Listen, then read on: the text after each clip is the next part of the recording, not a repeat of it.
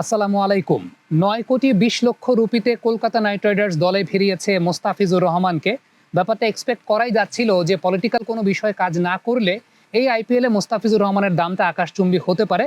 অনেকে হয়তোবা ভাবতে পারেন যে পাথিরানা 18 কোটি, মোস্তাফিজ 9 কোটি 20 লক্ষ, পাথিরানাকে মোস্তাফিজের চাইতে ভালো বোলার কিনা, অনেক বেশি ভালো বোলার কিনা। এখানে ব্যাপারটা হচ্ছে পাথিরানার সিরিয়ালটা ছিল কিন্তু 29 নম্বরে, মোস্তাফিজুর রহমানের সিরিয়াল ছিল 101 নম্বরে।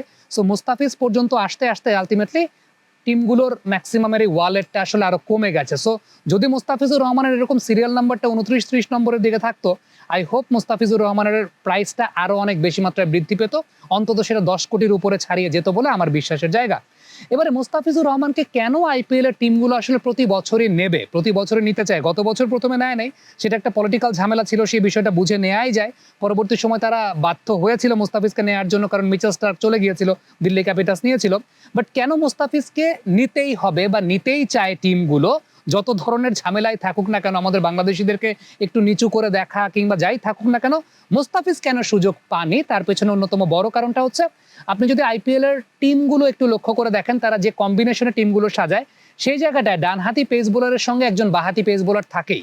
প্রত্যেক টিমেই আপনি খেয়াল করে দেখবেন যে দুইজন ডানহাতি পেস বোলার থাকছে, একজন বাহাতি পেস বোলার বেস্ট ইলেভেনে খেলছেই। সো তারা লেফট হ্যান্ড রাইট হ্যান্ড কম্বিনেশনটা এটা চিন্তা করেই করে। আর পুরো ইন্ডিয়াতে সার্চ করলে আসলে 4-5-6 জনের বেশি বাহাতি পেস বোলার ওই রকম মানের পাওয়া যায় না, আর মোস্তাফিজদের মানের তো পাওয়া যায়ই না। সো ওই জায়গাটা থেকে চিন্তা করলে তারা সবসময় বিদেশি বাহাতি পেস বোলারদের দিকে নজর রাখে। আর আপনি যদি মোস্তাফিজের কথা যদি চিন্তা করেন, তাহলে বিদেশি বাহাতি পেস বোলার এই মুহূর্তে 1-2-3 এর মধ্যে মোস্তাফিজুর রহমান থাকবেন ফর টি20 format, no doubt about that. So Mustafizur রহমানকে আসলে নিতেই হবে। আরেকটা খুব ইম্পর্টেন্ট ব্যাপার, আপনি যদি চিন্তা করে দেখেন যে আইপিএল এর ইতিহাসে বাহাতি পেস বোলার যারা এখন পর্যন্ত খেলেছেন তাদের পরিসংখ্যানটা খেয়াল করলে দেখবেন মোস্তাফিজুর রহমানের ইকোনমি রেটটা সবচাইতে কম, অ্যাপার্ট ফ্রম সোহেল তানভীর। সোহেল তানভীর একটা সিজনই খেলেছেন। সো সোহেল তানভীরকে আমি ওই জায়গাটায় ওইভাবে প্রমিনেন্টলি রাখবো না, যদিও 1 থেকে 5 শীর্ষ বাহাতি পেস বোলারের তালিকায় সোহেল তানভীর চলে আসবেন তার সমৃদ্ধশালী রেকর্ডের জন্য, বোলিং অ্যাভারেজের জন্য।